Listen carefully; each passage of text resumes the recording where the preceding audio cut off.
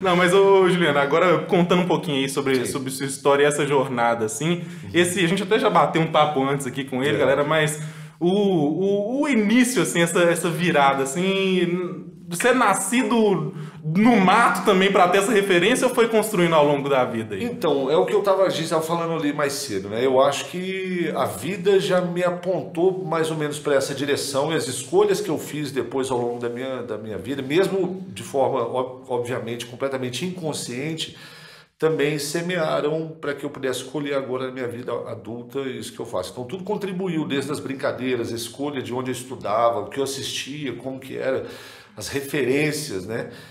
Da minha geração, tudo apontava para o mato, assim. Então, aliás, eu trabalho com sobrevivência e bushcraft, né? Que são duas coisas, a gente vai explicar a diferença, mas são duas coisas distintas. Existem campos que se perpassam, que se cruzam, mas são duas áreas distintas.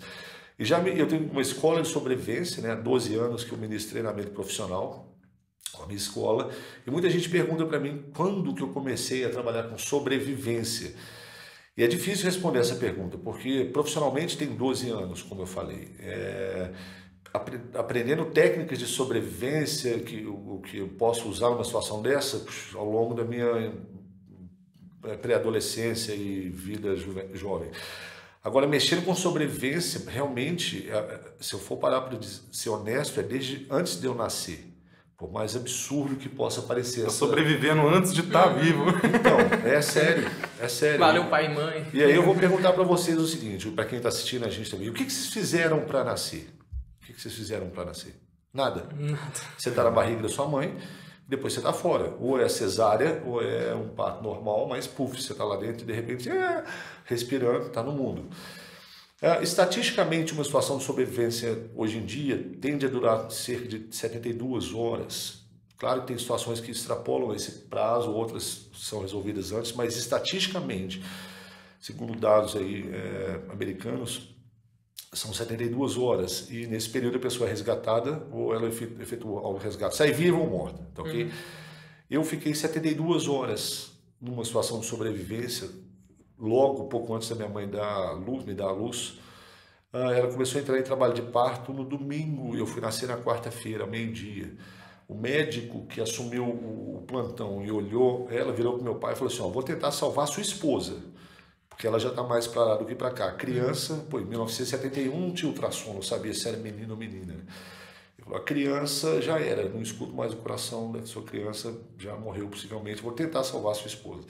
E quando eles fizeram cesárea e me tiraram, eu já estava nos últimos minutos ali, nos juros já do ar que eu tinha. Então, eu fiquei 72 horas numa situação de sobrevivência só para poder respirar o ar, para poder fazer algo que todo mundo faz sem... Então, quer dizer, enfrentei logo de cara essa situação só para poder... Ok, cheguei, estou aqui. Caramba, que punk, como você disse, da história do nascimento. E assim, você falou também das referências aí. Sim. Essas referências, imagino que nem você tinha contado do cinema, assim, tem alguma que te vem à mente, ou pelo menos um Tem gênero? várias. Bom, na minha infância, vocês vão rir, mas era isso que rolava, velho. Era Tarzan, tá ligado? O camarada andava pendurando lá nas árvores, lá, Explosão. vivia de sunga e uma faca boa e enorme do lado ali. E eu achava maneiro aquilo, o fato dele viver na copa das árvores, sabe, conhecer os bichos, isso tinha algo de bushcraft, que é uma semente, porque o bushcraft é reconexão com a natureza, e obviamente você vai entender o ambiente que os animais estão inseridos, tudo está ligado ali. Então isso foi um primeiro momento. Eu me lembro de um filme que eu assisti, não sei o nome, mas eu me lembro, era a história de um garoto que fugiu de casa, ele devia ter uns 13 anos, ele ficou acampado dentro de um carvalho grandão, tinha um buraco lá. Sim. E ele vivia ali aprendendo sobre a natureza. Aquilo para mim era muito legal. E quando eu ia para a minha escola, igual eu tinha contado, eu tive a oportunidade de escolher uma escolinha mais maneira, tipo como se fosse uma escola da Savassi aqui em BH, para a galera comparar, ou estudar uma escola mais roots.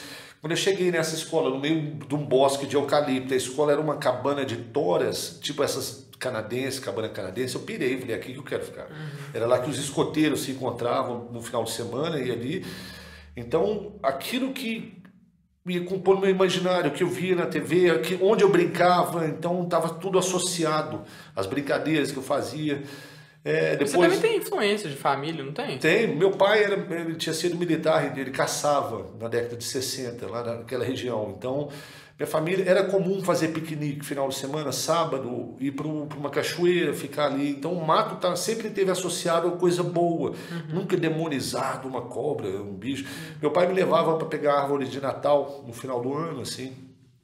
E não são esses pinheiros que a gente vê, não. Era uma coisa muito estranha. Ele via com a árvore seca mesmo, sem folha. Eu ficava, que diabo de árvore eu vi, né? Pia. Aí chegava em casa, botava numa lata e minha mãe grudava um monte de bolinha de algodão. Eu nunca entendi que diabos era aquilo. Depois que eu fiquei mais velho, que eu vi que era simular neve, né, cara? Tinha uma intenção ali. Caiu, né? Ok. 20 e tantos anos depois faz sentido. Mas tinha essa coisa legal associada ao mato, assim. Na minha adolescência, teve um camarada que marcou a minha geração, não só a mim. E foi o Sylvester Stallone com o Rambo 1. Todos os garotos da minha idade queriam ir pro meio do mato com uma faca de sobrevivência, uma jaqueta M65 e... Talvez umas armas, né? Não, então... Pra mim, eu tenho muita gente, amigo da minha idade, sempre falou da parte do combate, da violência, mas a parte mais legal do filme, pra mim, era o começo, quando ele tava ali na floresta, fazendo aquelas coisas minimalistas. Aquilo era o que eu achava legal. Tanto que depois, em 2019, no meu canal no YouTube, eu fiz meu primeiro e único curta-metragem, fan movie, uma coisa assim, chamado Lone Wolf, o Lobo Solitário. E eu peguei a trilha sonora do Rambo. Eu tinha lido na década de 80, foi lançado o Rambo 1, o livro, que na verdade nunca teve Rambo 2, porque ele morre no livro. Até que pega outras pegadas depois do Rambo 2. Depois aí vendeu vira mais bilheteria, mas o 1 o 1 é o mais legal, até hoje pra mim, de todos, é o melhor. E aquilo ali, eu li o livro e depois comprei o livro em inglês também, porque eu estudei muito tempo sobre a Guerra do Vietnã e ele era um ex-combatente da Guerra do Vietnã. Eu fiz o meu canal, lancei esse filme, dividi em partes, depois eu fiz um segmento com tudo, dá 46 minutos, é bem legal. Eu quis uma coisa universal, que todo mundo do planeta Terra todo pudesse sentar e ver e entender. Então eu contei uma história sem dizer uma palavra. Foi bastante legal e qualquer pessoa, tem vários comentários de vários lugares do mundo ali, e conseguir esse objetivo. Legal, a gente vai deixar também tudo linkado aí, o canal, o perfil, tudo que o pessoal pode dar essa espiadela também. Aí eles vão lá, eu já fui nomeado para 2 Oscars com a minha interpretação nesse. O melhor internacional, melhor curta internacional.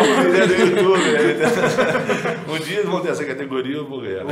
Não, a gente agora, pelo menos, quando a gente formar nossa academia, pelo menos, a gente já faz o business aqui. E querendo ou não, falando até de sobrevivência, o DiCaprio, por exemplo, teve um monte de filme bom e ganhou o Oscar no Regresso, que eu não sei se é o melhor, mas pelo menos que eu adorei, principalmente que é baseado na história real, né? Eu já tinha lido sobre a história desse cara antes e achei fantástico, eu gostei muito do filme. A ambientação é muito interessante, né? Ali, mesmo pra época, o cara que sobreviveu aqui, ele era diferenciado, não era qualquer um que ia segurar aquele perrengue, não.